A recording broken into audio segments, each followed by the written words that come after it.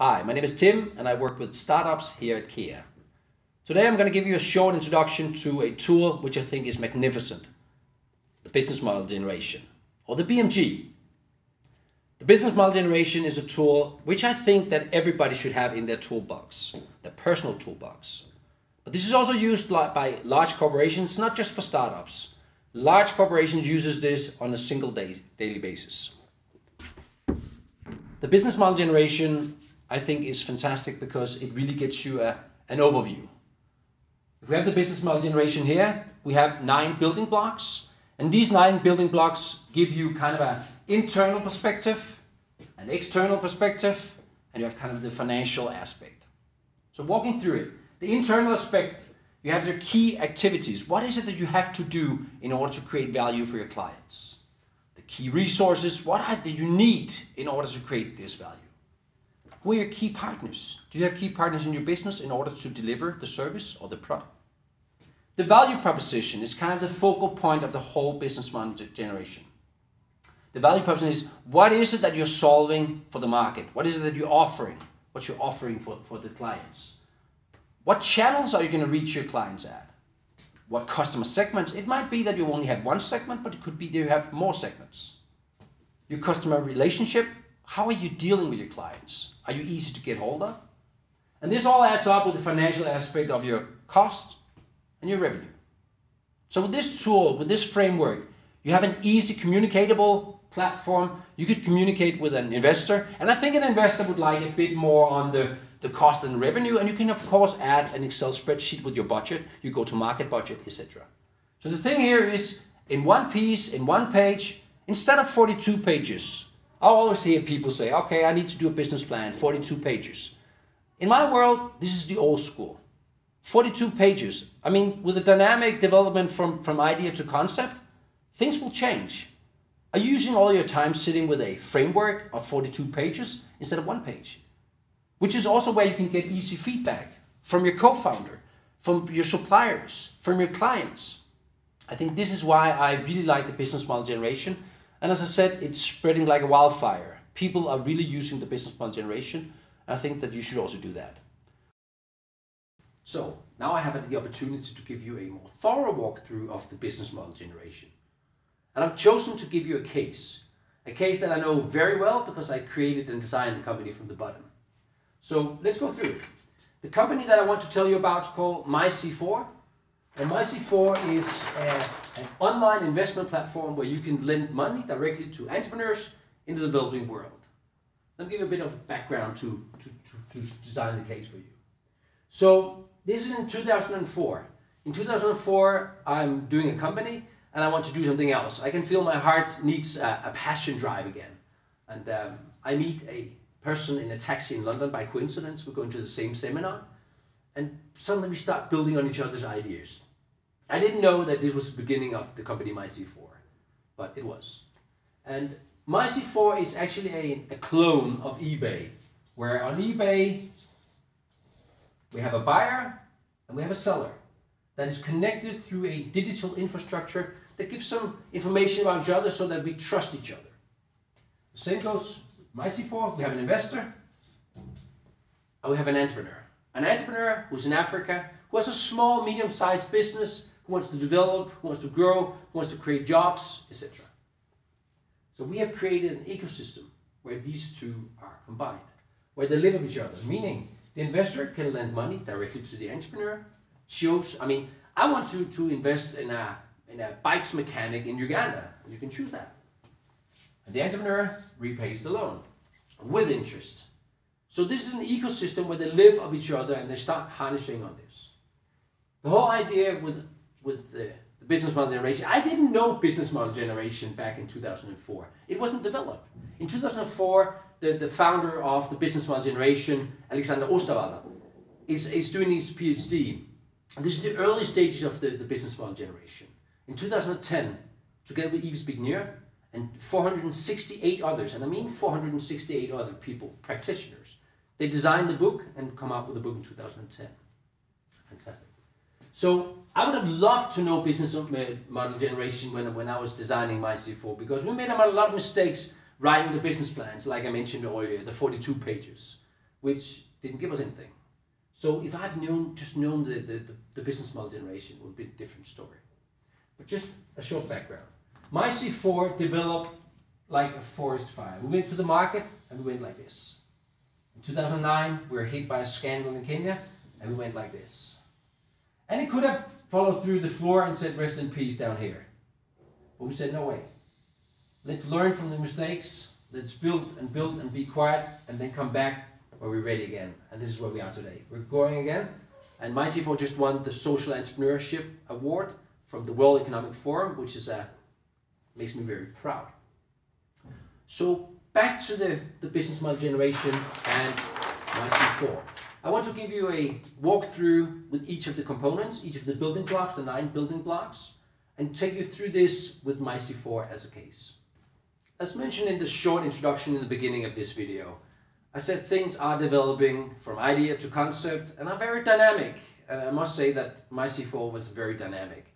We saw MyC4 as a huge cloud of ideas, energy, network, etc. But you can't develop all at once. So this is really where I wanted to have built business model generation as a friend. Because this was the fast way of always updating your business model to ensure that you got all the components. Today MyC4 has over 20,000 investors from 120 countries. And we have surpassed a revenue of 150 million DKK. So again, it's proud of what happened. So let's go to the business model generation with the MyC4 case. When I start a business model generation or the canvas, I tend to start here. The external part, the value proposition, the channels, the customer segments, and the customer relation. I always call the value proposition kind of the focal point of the whole business model. So what is it that you're solving? What is the pain in the market that you're solving? Through which channels are you reaching which customers? So what are you selling to who, how? And of course, how you related to these customers is also very important. But let's start with the value proposition. As mentioned, MyC4 is an online investment platform where you can invest directly into African entrepreneurs starting from €5. It doesn't have to be rich to invest or participate in the development of the developing world. The value proposition is, as I mentioned, what is it that you're solving? What is the need in the market that you're addressing with your business model? Well, in the MyC4 case, what we're doing here is we're addressing 2 sides. We're connecting 2 groups of people who really want and need each other. On one side, we have the African entrepreneur. The African entrepreneur, let me give you a bit of fact or background. Sub-Saharan Africa, 80% of all grown-ups here have no access to capital. This is a disaster. I mean, how are you going to build your business, develop your business, buy more inventories, etc.? On the other side, you have investors. And investors on this side have 2 main goals. One is to get interest on their capital, working capital. Number 2 is to make a difference. And we see really the last part here is growing tremendously. We see people are really interested in making a difference. So the value proposition of MyC4 is to connect 2 groups of people, and we put our business model in between. We take a cut of that, but I'll come back to that when we get to the revenues. So, the channels. Channels, I mean, let's take for you building your business. This could be an online shop, could be a small boutique shop, could be the combination of it. So what channels are you reaching your clients? Well, in the MyC4 case, we are truly online. Meaning, we should be available on all digital templates, being a smartphone, being a tablet, being a computer, etc. And the thing is that this is developed for MyC4 tremendously. In the beginning, we had a website, but we found out that people were looking for new templates and new platforms to sit in the bus and invest in a bikes mechanic in Uganda. But another channel for us, for MyC4, is also the way the message spreads, meaning the mouth to mouth. How people are talking about this at dinner parties, saying, hey, did you know I actually invested in a small boutique in Kenya? Whoa, how did you do that? Actually, it also tells you about who you are. And this is a driving force. Our marketing, we see as a channel as well, because this is how we get new investors. It is by you introducing to a friend, And that's a strong introduction for IC4. It's a valuable introduction from IC4 that people start talking about us. So with the value proposition is, what are you selling? What are you solving? And how do you get that out to the clients in order for them to purchase this? Customer segments. Well, in this case, we have more than one customer. As mentioned on the value proposition, we have 2 target groups that are connected over the digital platform. But let me illustrate this. By having my C4 in the middle, we are what we call a multi-sided business model. The entrepreneurs in Africa are looking for the capital, but actually these are not our end clients. We have in between here local institutions that are dealing with the end client. See, a lot of people think that the end client is our client. It is in some aspect, yes, because these are the people who are obtaining the loan at the end. But we see our clients as the microfinance institutions, the local banks, etc. We see the people, the institutions that are dealing with the funds that are being sent from the investors abroad, are sent directly to the entrepreneurs. These are our clients. And it's very important to find out who are your clients. Of course, we need to understand the aspect and the name of the game of the end borrower, of course, to understand this client. But just to, again, to align, who are your clients? On the other side, we have the investors. And the investors are sitting literally across the whole world. Here we have a mechanism called the Dutch auction.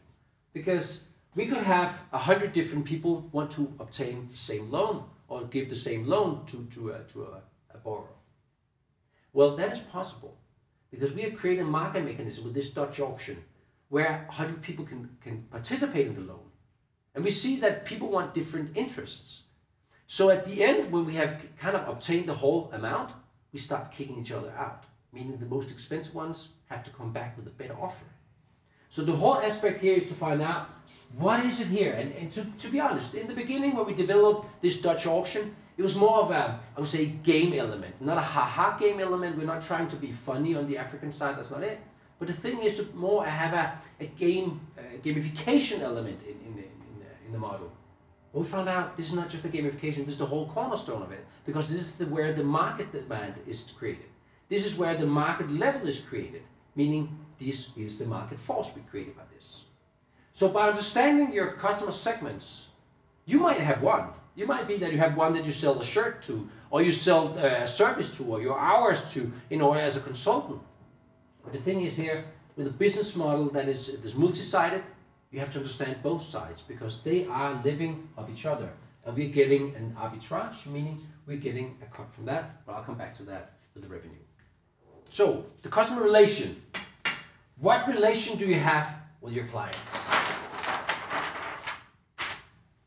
Well, you could be serving champagne and caviar in your small boutique, but that, I guarantee you, affects the cost.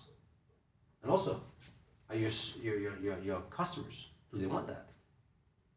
So this is really how are you connected? How are you easy to get hold of? And this is the story of MyC4. Because in the beginning we said, of course, this is about Africa. People see this or perceive this as risky in business. Yes. But the thing is, with the customer relation, we said in the beginning, you should get a hold of us 24/7. Easy. Because this was kind of comforting in you in a way of saying, okay, they're behind this. But that was very cumbersome. That was very expensive. We had to have a lot of people who could talk a lot of different languages in order to be able to respond to, I cannot log in or I cannot, what do we do there? So we said, okay, we looked at best practice in the industry. We looked at big corporations being truly online. And we found out a lot of them said, mail us and we reply within 4 days. We're like, 4 days? That's very, very long. Okay, let's say within 1 day then. And we changed the system because we found out the cost of our setup with being 24/7 available was too expensive. So we said, okay, mail us. And what we found out there, again, look at the dynamics here. Things are changing. What we found out from that was that we found out that people are preparing their mail. Because when they call us, they're like, oh yeah, I have to find my account number, where do I find that? We used a lot of time on nothing. So by giving the client the opportunity to prepare themselves in a mail, which is a written mail, you need to have all the, of course you have to sometimes go back and say, can I get your account number? But that's easy. And it's way less time consuming for the organization, hence not adding the costs. Also, these mails help us a lot in designing our FAQ, frequently asked questions. Because what are people frequently ask? Well, we had an idea in the beginning, but I guarantee you that was not what people asked about. So by getting the mails in, we could start group them and find out, hey, we need to answer that. We need to answer that. And again, it helped us answering a lot of the questions in an FAQ. So people could see we've been thinking about how to service you best possible. So now we come to the financial part. Often an area that people are like, oh, do we have to? Of course you have to. It's important for you to understand both the revenue but also the cost. I mean, if the revenue does not surpass the cost, you don't have a sustainable business. It's truly important that you understand the dynamics or the basics of this also. It could be that you have an accountant that will help you, but you have to understand it in order to understand the full picture. If you change something, back to my champagne caviar example, how that will affect the cost. You need to understand the lingo, you need to understand the basics of it. So the revenue streams. With the MyC4 case, we have several revenue streams. Several of them actually came not in the beginning, but over time as we developed the business. One is the closing fee. This is when the loan is about to be disbursed. We get a cut from that. On the other hand, repayment fee, we also get a fee when the loan is being repaid. We also get a microfinance. One of the microfinance partners we have a license fee, a license to operate in our system in order to attract capital to their end clients. We also have an inactive fee. When you have an account you haven't used for ages, we remind you a lot of times, but in the end it costs you a penny. It's nothing. Then we also have dormant accounts, which is also a revenue stream for us. But just to give you a bit more, that there is a lot of revenue streams that could be added to your business model. I have a long list here, which I could just pinpoint some of them. It could be that you produce a good and you sell that. Well, it could be that you are outsourcing something, meaning that you're designing a product, but you're outsourcing it and then let this partner produce it, and you get the top on that. Then cool. And the outsourcing part, which is where you design the product and you let a partner do the production of it. You could have license of production, you could have a royalty fee, you could have a commercial agent, it could be retail, it could be subscriptions, it could be sale of your hours like a consultant, etc., etc., etc. The list is longer also even than this. The thing is to understand that you don't just need to have one. You could have several, but you could have one. In the MyC4 case also, I see some revenue streams that might one day come into hand. One is aggregated data. We collect a lot of data about lending to Africa, an area where not much data exists. So could we use that and bundle that and sell that as a service? Number two, should we hedge the funds, meaning that we insure the funding, because the currency exchange when dealing with Africa is quite volatile. Banners, I would never go that road. No. So I don't see banners as a future revenue stream on MyC4. Just having through the revenue streams, we also have to look at the cost structure. Of course, this is really where if an investor wants to invest into your business, they're looking. They're looking to see, okay, what kind of setup do you have here? Of course, they're also interested in the revenues, but in the beginning, you have more cost than you have revenues. In the MyC4 case, costs had primarily been salaries, but the main part has been development of the whole IT infrastructure. It's very expensive to build a platform like this from the bottom. But the cost of this has changed because now we're not using as much time and resources on the development of this platform. It's more maintenance. So right now it's more on ground in Africa, building partnerships, etc., that has taken over the cost structure of this. But we have really been cutting down. As I mentioned in the beginning, where in 2009 we were really hit by a scandal, we really cut our costs there. And this is also a good tool here to manage and say, okay, What are our costs? Okay, you get the list and see, okay, what is needed with this new picture, where we change on the customer relationship, etc., etc. So again, the whole is balancing on top of the cost and the revenue. Whenever you do something up here, I can't guarantee you, but almost guarantee you, something will happen down here. Now I've been through the external part. What is it you're selling? To who? How? And how you relate it. And we've also been through the whole setup of the financial aspect, the cost and the revenue. So now we have to take a look at the more internal aspect. How is this value that you're creating, that you're selling to your clients, being created? We're looking at the key resources first. Well, the key resources, what are the resources that you really need? Of course, the list could be extensive, and I've just been taking up a couple from the MyC4 case. The thing is here to get a quite thorough understanding or an overview of what is it that creates the value that you're selling. In the MyC4 case, I think one of the key resources has been the management and the management determination. One is that, building MyC4 is like a huge cloud of energy and ideas, and to cut down into iterations saying, we cannot build it all. Let me give you an example. When we first transferred money to Africa, did we have an international money transfer system set up? No, not for that small pennies that went through it the first time. I traveled with a suitcase full of money into Africa. The thing is, now today we have IMTL, which is the money transfer over London, which is everything runs automatically. See, that's also a key resource for us, to have that institution that we are using in order to get our money fast, the best possible way, assured, etc. Another element is an office in Africa. We did not have an office in Africa in the beginning. And that could be one of the reasons why we were hit by a scandal in 2009, but that's speculation. But having an office in Africa today is a key resource for us, because we're close to the clients, the partners that are paying out the loans to the end borrower. I think also our board of directors is extremely important. We have a board of directors, which is a strong board with diverse competences. And the thing is that this board is really helping develop on a more overall lines, I would say, the strategy, the vision, etc. The staff, of course, is extremely important also to mention this round. Lastly, and perhaps most importantly, the whole IT platform.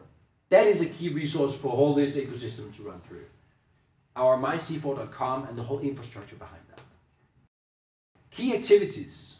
Well, it's important, like with the other 8 building blocks, to have a full overview of your key activities. Because the key activities is often where a thing comes in and it comes out at a value that you can sell to your clients. For the MyC4 case, one of the key activities, I have a list of key activities I want to mention to you, but one is very important, is the spot checks. Spot checks meaning that what you see on the platform is that's also really what's happening in Africa. Meaning we have a staff that is running spot checks on all our partners. 5% of the portfolio is going through twice a year. So the whole setup is to ensure that what is happening in Africa is also happening on the platform and vice versa. We have also weekly reports and monthly reports, which is extremely important for running the business. We have a weekly Skype between Africa and the Danish office, which is also important to find out what is really moving, what's shaking in Africa, what's moving and shaking in Denmark as well. Our board meetings, extremely important also, like I mentioned before with the key resources, that the board is really seeing it from a top down and giving perspective on this. Contracting with new partners, also important. Because the whole contracting aspect is what MyC4 is building on. Meaning we have a relation to a partner that is giving a loan to a end borrower. But also filling up the pipeline of new partners, because one partner might not succeed. That happens also in business in Africa. So do we have a new pipeline of new partners that we could take in order to fulfill our open loan book? Also, training of the partners is extremely important. We're not seeing them as they're something that we have to test and spot check all the time. We also see them as a partner where could we train and develop them to become better and better at running the loans and getting the loans back. Raise capital is also important for MyC4. In order to have this, we're not break even yet, but soon it will come. Spec and test of the platform is also very important for us. Meaning, in the beginning it was crucial. Now we have kind of 85–90% of the platform ready. Of course, new elements show up with a new platform, an iPad comes into the picture. We need to fulfill that as well. But the spec and the testing is very important also. And lastly, I would mention blogging. Telling our community, our borrowers, our investors, etc., what is happening. How do we see it? What's happening in Africa? Tell the good stories, the role modeling. In the end, we have key partnerships. For the MyC4 case, it is crucial for us to have the right partners, the right microfinance institutions, the right banks. But it's also important for us to have the support from governments, both in Denmark, Africa, but also other countries. Developers of the IT platform has also proven to be extremely important because we have outsourced this. We had this in-house before, but as we cut the cost, we found out, could we outsource the development of the IT? And there you really have to rely on somebody. And luckily we were well connected and we had the right partner that has the right team and is really running well now. Our network around us, both in the media, which is extremely important for us to tell the story, but also you as a media, you blogging about this, you telling at the, as I mentioned earlier, at dinner parties, you tell about MyC4 if you find this intriguing. The list of partners, I mean, it is long, but these are just the top of the notch that we need to be very close to. But also see they have an upside in this. And this is also when you look at the key partners, find out how's the balance. Is this a strong weak position, a weak strong position, or is this an equal terms where you see this will prosper in the future? Be very important about this because it might be that a partner leaving the whole model might be fatal for the revenues, might be fatal for the channels. So the whole setup about key partners is truly important. To kind of wrap up on the internal. So we have the key resources. What is it? It doesn't have to be people. It could also be computer equipment. It could also be other stuff. What is it that you really need in order to create this value? The key activities. What are the activities that you have to do on a daily basis, on a weekly basis, etc., in order to create the value based on the key resources? And then we have the key partnerships. The key partnerships are who are you really building your business with? So now we've been through the 9 components or the 9 building blocks of the business model generation. I trust that you have a glimpse now of how this could be used, and I hope you can see the parallel to your own business. I really hope that you will start using the business model generation as of today, because you can't fail. I mean, I would have loved to know business model generation when I started MyC4 together with Mads, but we didn't. But after we've seen it now, we can really see how fast we're developing and how fast we get the overview, how fast we can communicate this, how fast we can get feedback. So I hope when you get back today, you put tape on your wall or a big poster of the business model generation like this and start using post-it notes. Post-it notes is a good way, instead of writing in this, you can put up post-it notes and you can remove them again. You can do this while you're doing the dishes and suddenly, whoa, I forgot that, and you go and write again and take the other one down. And this is often a very good way to get this into your everyday, instead of, now I have 1 hour, I have to sit and do this. The thing is, the business model generation suddenly becomes an integral part of developing your idea into a concept. And from there, you have to go to other tools in order to go to market with this. But a fantastic tool that I really encourage you to use. And as you might have seen with the case MyC4, I feel both humble, proud, but I'm also eager to tell the story because I really think that learning the MyC4 in a business model generation context has helped me a lot develop MyC4. So as of now, I hope that I'll meet you out there someday building a big business and you come over and tap my shoulder and say, Tim, thank you. You helped me with this business model generation. It really helped me build my business. So have a great day out there.